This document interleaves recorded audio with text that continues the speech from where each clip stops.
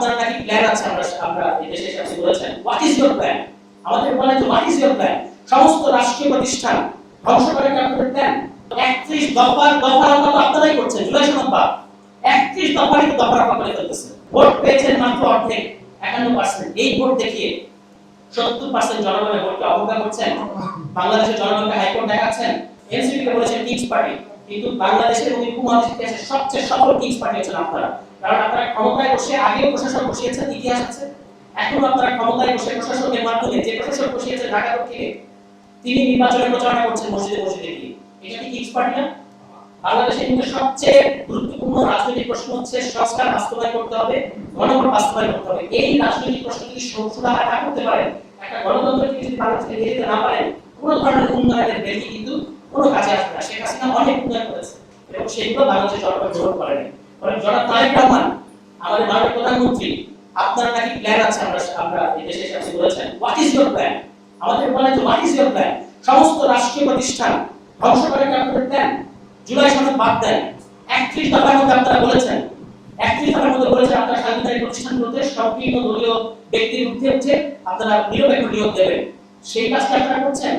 ওই যে আপনার দলীয় শিক্ষককে ঢাকা বিশ্ববিদ্যালয়ে বসিয়েছেন, ঋণ খেলাপি ব্যক্তিকে বসিয়েছেন বাংলাদেশ ব্যাংকে। তো 31 দফার মতো আপনারাই করছেন। জুলাই সনদ বাদ 31 দফারই তো দফা করে ফেলতেছে। কি ধরনের রাজনীতি এটা? মানে নিজের দেশ নিজে খাওয়া শুরু করেছে।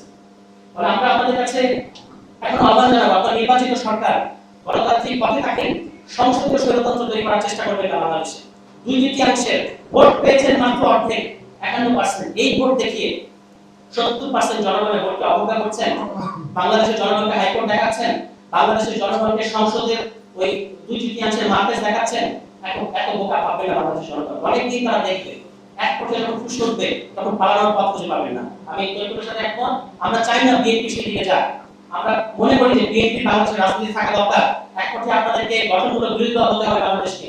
নিজেদেরকে বিরোধী দলের আসনে কল্পনা করে তারপর সংস্কারগুলো বাস্তবায়ন করেন। আপনারা মনে করছেন বিভিন্ন যে তাদের ধারণা গণঅভ্যুত্থান যেহেতু প্রতিদিন হয় না, তারা 15 বছর সেই আমরা কোন কাদেরকে করতে দেখেছি, সরকার এবং সরকারি সংস্থাকে করতে দেখেছি। তাদের হাতে যদি অ্যারেস্ট করার ক্ষমতা থাকে তাহলে তো এই আইন বা এই অত্যাচার সারা রাখার সমান। অন্যদিকে তারা দেখবেন এই যে সুবিধাবাদের রাজনীতি, যেগুলো গুরুত্বপূর্ণ অধ্যাদেশ সেগুলো তারা বাতিল করে দিতে চাচ্ছে। অন্যদিকে স্থানীয় সরকার নির্বাচন না দেওয়ার জন্য তারা স্থানীয় সরকার অধ্যাদেশকে একটা উচিত আকারে এখানে গত সরকারের মাননীয় যে সাবেক স্থানীয় সরকার উপদেষ্টা তিনি আছেন, তিনি একটা বিশেষ পরিস্থিতিতে তাদেরকে এই অধ্যাদেশটা করতে হয়েছিল। আজকে এই স্থানীয় সরকার অধ্যাদেশকে তারা একটা স্থানীয় সরকার নির্বাচন না দেওয়া উচিত হিসেবে ব্যবহার করছে। তারা বলছে যে এটাকে আমাদের রিভিউ করতে হবে, ইত্যাদি করতে হবে, এই কারণে নির্বাচনটা একটু পরে হবে। কিন্তু আপনারা যেখানে যেগুলো নির্বাচন করার ক্ষেত্রে বাধা হিসেবে আপনারা মনে করছেন সেগুলো সরিয়ে সংশোধনী করে দ্রুততম সময়ে নির্বাচন দিচ্ছেন না কেন? নির্বাচন আপনারা স্থানীয় সরকার নির্বাচন আপনারা দেবেন না, আমরা বুঝতে পারছি। কারণ দলীয় প্রশাসক বসাবেন এবং এর মধ্যে দিয়ে মাঠ আপনারা নিজেদের নিয়ন্ত্রণে আনবেন। এনসিপি কে বলেছেন কিংস পার্টি, কিন্তু বাংলাদেশের এবং উপমহাদেশের ইতিহাসে সবচেয়ে সফল কিংস পার্টি হচ্ছেন আপনারা। কারণ আপনারা ক্ষমতায় বসে আগেও প্রশাসক বসিয়েছেন, ইতিহাস আছে।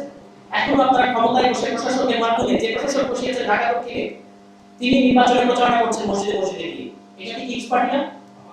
এই কিংস পার্টি বলে আপনারা এনসিপি কে বলছেন কিংস পার্টি। কি কারণে? দুই ছাত্র প্রতিষ্ঠার কারণে যাদের একজন এনসিপি তে যোগই দিল না এবং আরেকজন নির্বাচন করেনি, তার পক্ষে আপনারা সরে এসেছেন। আর যে নিরাপত্তা উপদেষ্টা নির্বাচনের দিন পর্যন্ত তিনি ফ্ল্যাগ নিয়ে শপথ নিতে গেছেন এবং আরেকটা ফ্ল্যাগ নিয়ে শপথ করে নতুন মন্ত্রণালয় নিয়ে বেরিয়েছেন, তখন কি কিংস পার্টি কথা মনে করেন?